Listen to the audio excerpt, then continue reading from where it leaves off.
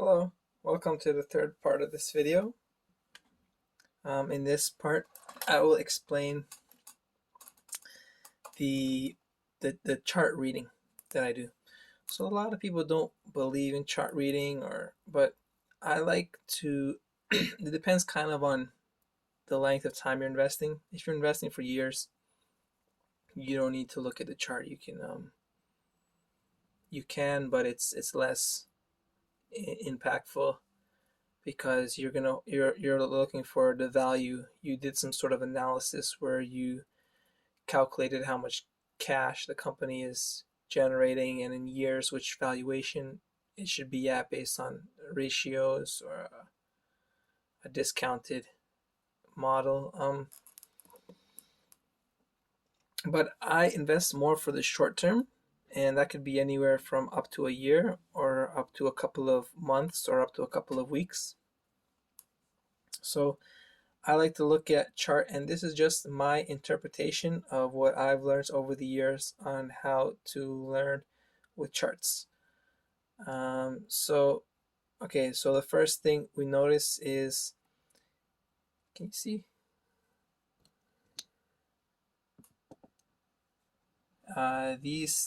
These things right here are candles. So it's not a line graph, it's a candlestick graph. And you can Google on how to use them. It's pretty nice to learn what they mean, because they have these lines, and they really show the intricacies of the move as it happened rather than just the final end point and start point. But you don't need it. You just look at the trajectory of the graph. So this graph right here is the NASDAQ Composite Index. So this is an index of the tech. It's mostly tech stocks, but it's got a lot of other stocks as well. And it's one of the biggest indices that's going to be shown when you talk about the stock market in stock financial news. So, and one thing I've learned from watching these is that the overall market goes up and up for forever. It'll go down, it'll have crashes, but it always eventually recovers and goes higher and higher and higher and higher. Here, this was December of 2018, and we went up, and then we fell back on March 2020, and then we went up, and here we are. So this goes back to my point one of the macro environment. This is the NASDAQ. So I can look at the chart, and example, if we are right here on March the 2nd, 2020, this point, I'm not going to buy, because I like to wait until we start a new up run. So,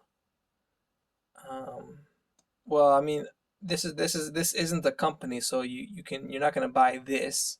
You can buy your company based on other decisions, but in general, I'm going to feel more secure when we start an up run, right? And I like to see up runs. So like here you can buy. Here we're in a little dip, but we're starting a new up run, so there you can buy. Here we're in a down run, so I also don't like to buy in a down run because it's going down. I like to wait till we start an up run. So when it's level, it's kind of okay because level is not going down, and this is the NASDAQ. This isn't a specific company, so it wants to go up. It always wants to go up eventually. So like here, level is kind of okay, but it's always nice when we start an up run. Here we had a downswing, and then we had an up run. When you see us, so the next thing we should learn are support and resistance levels, and they're not that important for the NASDAQ because it doesn't oscillate. They're more important for things that oscillate. By the way, this time frame is week by week, so this is weekly. Weekly is very important to look at for all decisions, for like near term, middle term traders. I don't know. Um, so just look for an up run and a down run, and don't buy a down run, buy an up run. Look for a little bounce off from a peak coming down, and then we're starting a new up run. That's always nice. And let's look for something that has a little more spikes. So this is the S&P 500 index. This is the other index that's widely regarded as the largest measurement in the U.S. stock market. Like this is just the most common one shown on the news. So this one has a little more variations, but it likes to go up eventually in the end. By the way, everything else on this graph, all these lines and this down here, these are technical indicators. There are things such as moving averages, Bollinger Bands, MACD, RSI, ADX, Relative Strength Index. There's like a million of these things, and you can Google what they mean and plot them, and they help you give signals. Basically, I use them the same way I'll read the chart. So here I have at the bottom, coming up out of the bottom. That's a nice time to buy. And then we go on for a nice run. Here we have going down. Not a good time to buy. Here we have going up. Good time to buy. Right? So I don't use any kind of special magic or tricks to look at them. I just look at them simply the way you would look at your chart.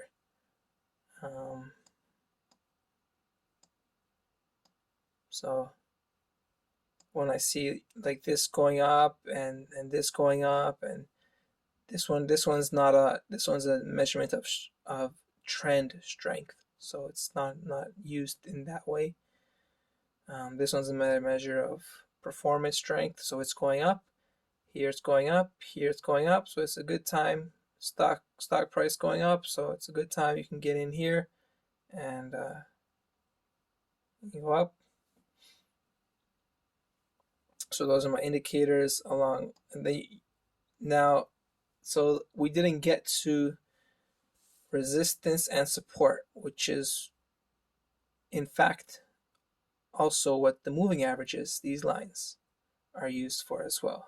These lines.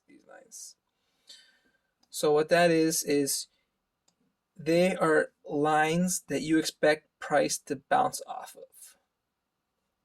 So you see here, price is kind of hugging the line. So it's hugging the line. You expect it to bounce. Oh, it didn't bounce off this one, but it bounced off this one. It bounced off this line. So it's just areas. They're called support and resistance because when price hits that level, it reaches resistance and people push it down, or it hits support and people bring it back up, push it back up. And the other way we can identify those zones is by looking at big levels like this top right here. That would be a resistance zone because price doesn't like to cross that level. When price gets to that level, people think through psychology that it's going to be pushed back down. So we get this and we get to there and it goes back down. However, this level at the bottom is tied to this level at the bottom by a straight line. That's support. However, we broke support here. So I like to use those areas more in the short term rather than in the long term. But in the short term, I look at like here's the area of support, here's the area of resistance. So here I'd be more hesitant to buy because we're very close to this level of peak. So we're at peak here, resistance level here, and we barely crossed it. I don't like to buy it unless we really do cross it up, because as you see, we turned down, we turned up, and now we crossed it up by a good margin. a nice steady slow cross. We didn't just go crazy. We nice steadily beat it.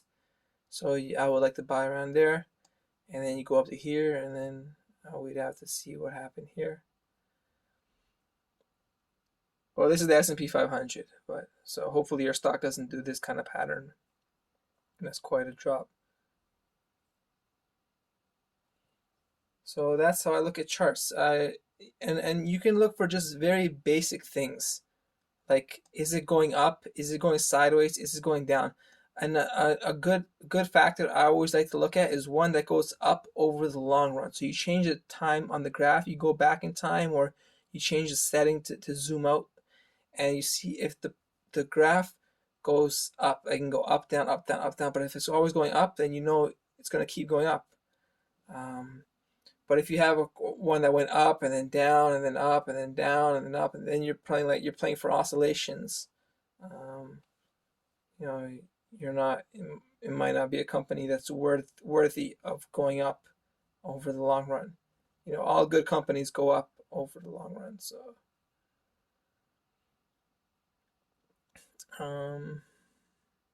and you would do this analysis for a specific company, not for. Oh, you do this actually for the indices as well. So that's how I look at graphs. I get whatever sort of information I can from them to give me more confidence and belief in my decision. Okay, that does it for part 3 for the third point of my 3 points. Thank you. Bye.